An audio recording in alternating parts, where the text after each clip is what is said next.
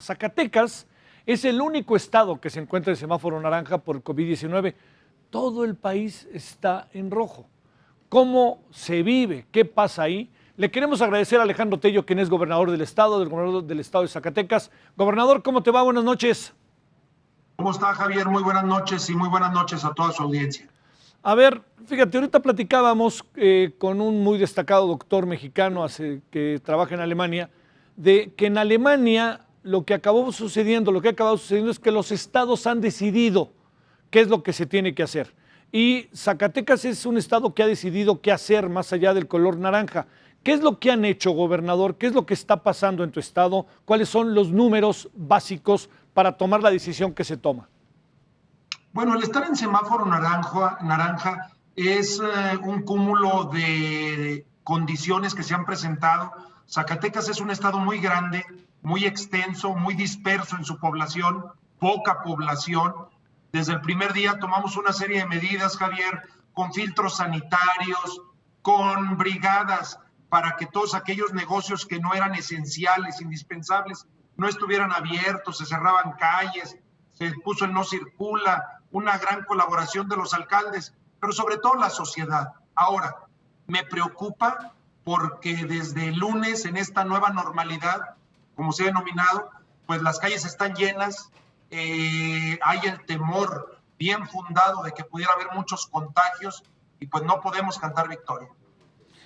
Gobernador, a ver, en este proceso de interpretación de las cosas, ¿qué supones que pudo haber hecho que las y los zacatecanos salieran a las calles? ¿Qué fue lo que pudo haberlo detonado? ¿Qué fue lo que pasó? ¿Por dónde ves las cosas como gobernador? A ver, desde que nombras normalidad, ya la gente interpreta algo. Una nueva normalidad, dijeron el 1 de junio a la calle, como si ya la pandemia hubiera terminado, y no es el caso en Zacatecas. Nosotros vamos 2 semanas atrás de la gran mayoría de los estados en el que se presentó el primer contagio. Esto es mi curva en el modelo epidemiológico, me presenta que del 15 al 25 de junio estaré teniendo el mayor número de contagios. Hemos una y otra vez hablado con la sociedad, haciendo el llamado para quedarnos en casa, pero bueno, también la necesidad, entiendo, la necesidad económica lleva a la gente a la calle. ¿Qué pasa con el centro? ¿Qué pasa con el Pacto Federal? ¿Qué pasa con el gobierno federal? ¿Ahí qué ha sucedido? Porque sé que han estado rudas, tirantes por momentos la relación. Sí, ayer tuvimos una reunión de la Conferencia Nacional de Gobernadores. Efectivamente hay muchas discrepancias.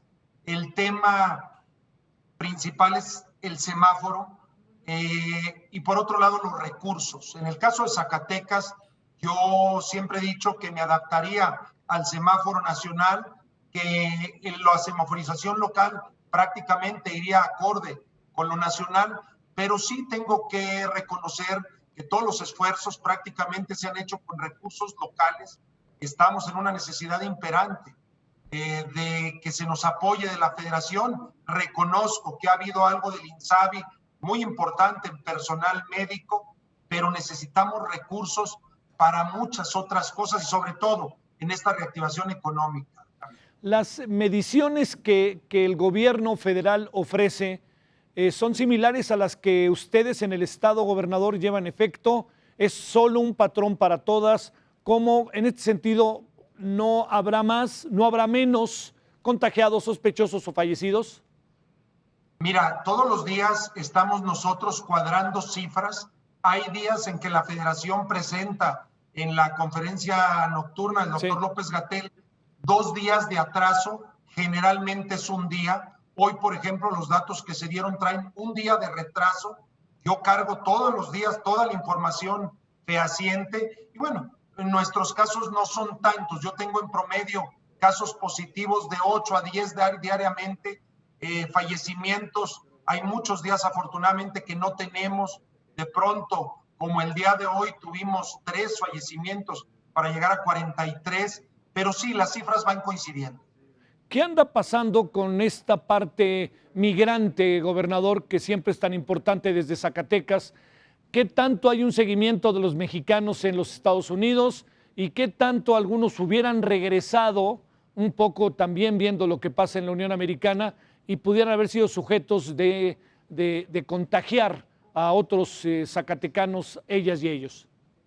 Mira, Javier, nosotros teníamos un temor fundado en Semana Santa. Muchos de nuestros paisanos, tú sabes bien que Zacatecas es un estado binacional con una población similar en los Estados Unidos a la que habita en el estado. Teníamos ese gran temor que en éxodo vinieran nuestros paisanos. Se hizo la invitación respetuosa una y otra vez a no venir, que no se malinterpretara, siempre serán bienvenidos, es su casa, es su tierra, pero era muy peligroso venir a ver pues a sus seres queridos, a sus padres, a sus hermanos, a sus abuelos, y traer, Dios no lo quiere, el contagio. Hubo una respuesta muy positiva, fue mucho menor la visita de nuestros connacionales en estas épocas vacacionales. Ahora, lo que me preguntas en cuanto al seguimiento es completo. Nosotros tenemos muchas federaciones de clubes en los Estados Unidos, pero al final son organizaciones pequeñas en relación al gran universo.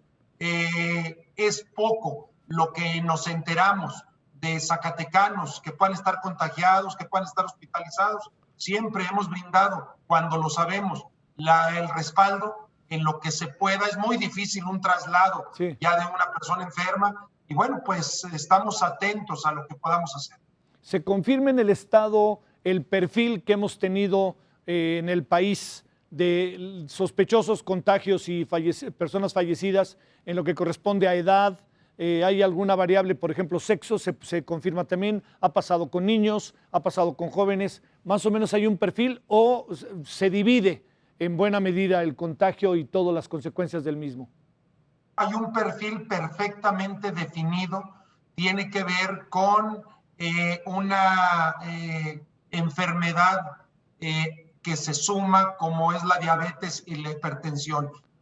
Prácticamente el 95% de nuestros fallecimientos han sido personas que tienen esas morbilidades, que se suma obviamente al COVID, y sí, la gran mayoría, no el 95%, pero sí arriba de un 70% han sido adultos mayores. Entonces, el perfil prácticamente no tengo absolutamente ningún menor.